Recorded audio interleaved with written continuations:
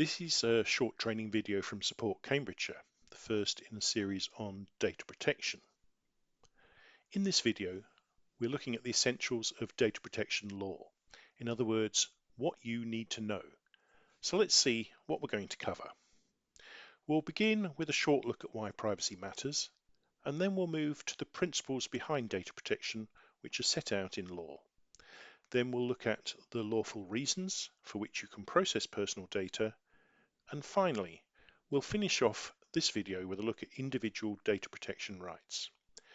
But before we begin, let's remind ourselves what we mean by personal data.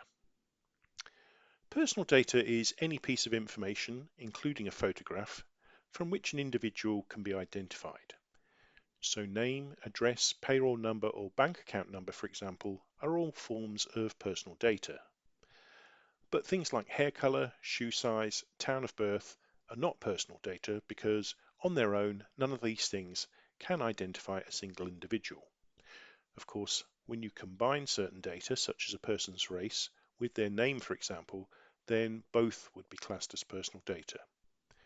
Please use the link in the transcript to this video to learn more about key data protection terms. Okay, so why should we be bothered about privacy? Isn't it just common sense? Well, it's much more than that. We all have a right to privacy, and if that right is broken, then the consequences can be severe. For example, the release of personal data about health conditions or perhaps trade union membership could result in discrimination or even dismissal by an employer. And of course, criminals use personal data for identity theft and fraud, blackmail, ransom, and other threats. But failing to respect privacy can damage voluntary organisations as well. For a charity, it can lead to bad publicity, damage to reputation, loss of support and funding, fines, and the extra costs of putting things right. So that's why we have data protection laws, namely the UK GDPR, which is how it's known following Brexit, and the 2018 Data Protection Act. But what do these laws say?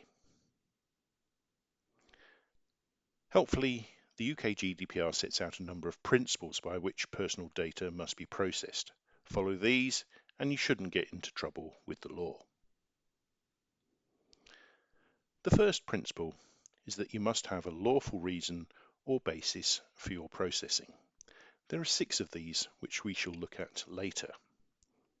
Next, you can only use the data for the purpose it was collected.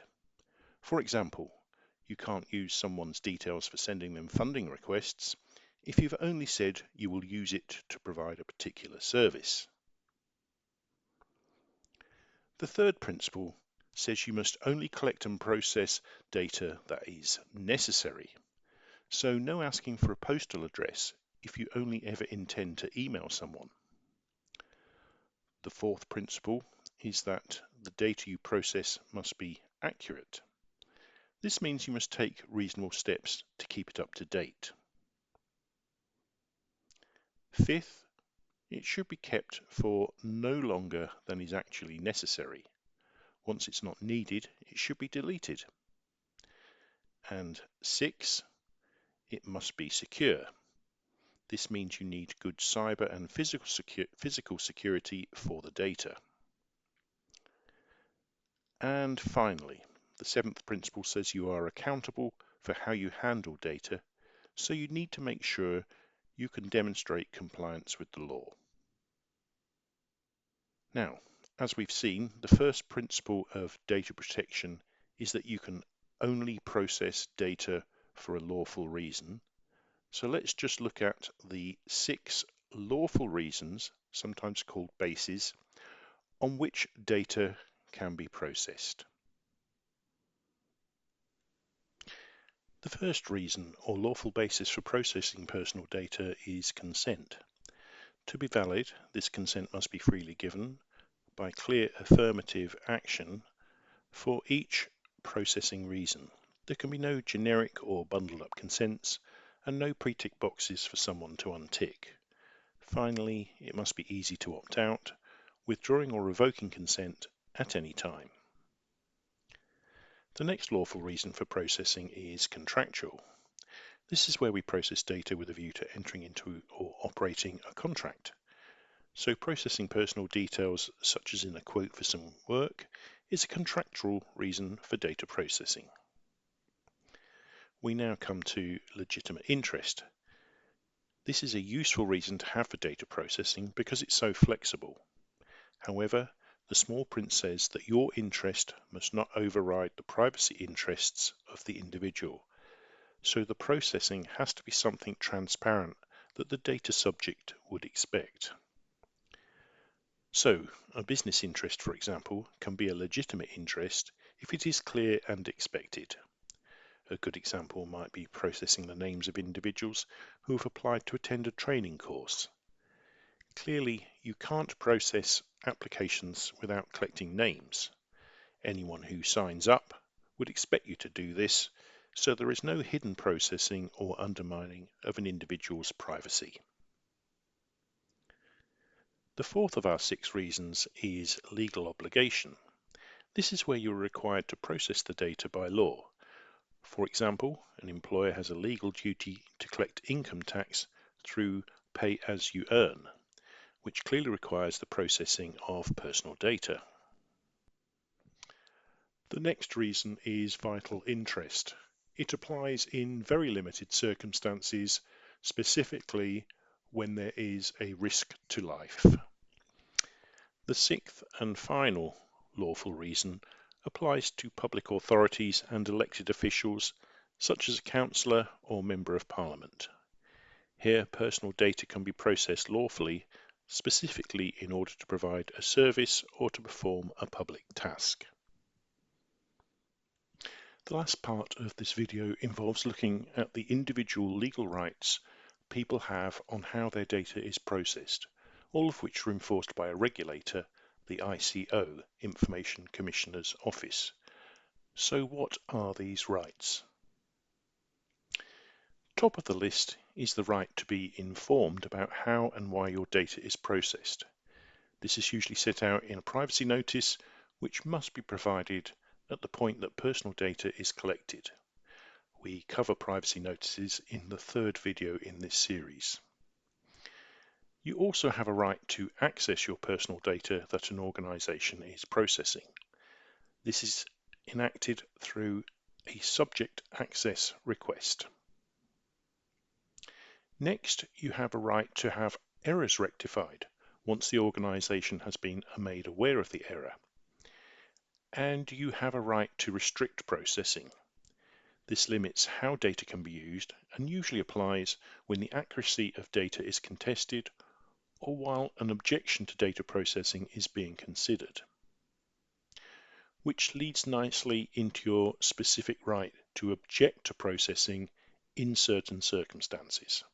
For example, if you object to your data being used for direct marketing, or if you question why an organisation is relying upon their legitimate interest as the lawful reason for data processing.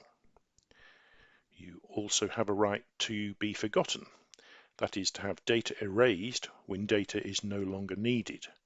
For example, if the data is historical or if you have withdrawn consent for processing.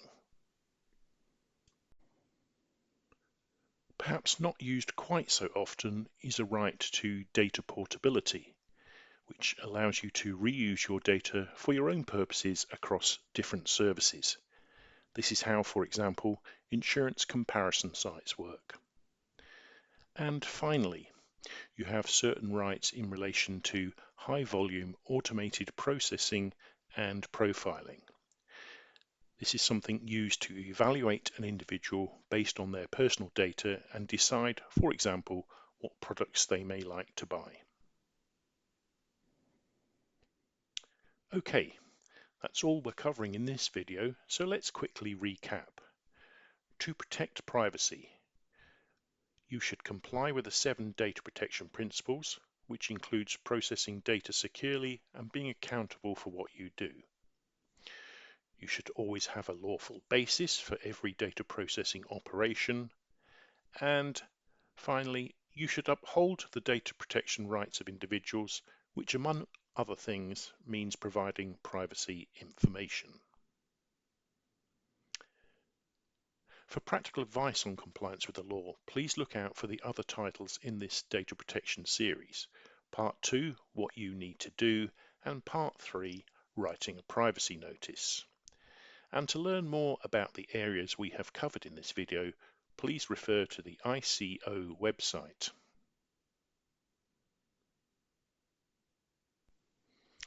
There is also a transcript that accompanies this video with links to additional information on some important issues. These are key data protection terms, who needs to register with the Information Commissioner's Office, dealing with the Freedom of Information and Subject Access request, and the soft opt-in for sending out email marketing newsletters, which is being extended to cover charities. Okay, so that's the end of this video, so thank you for watching.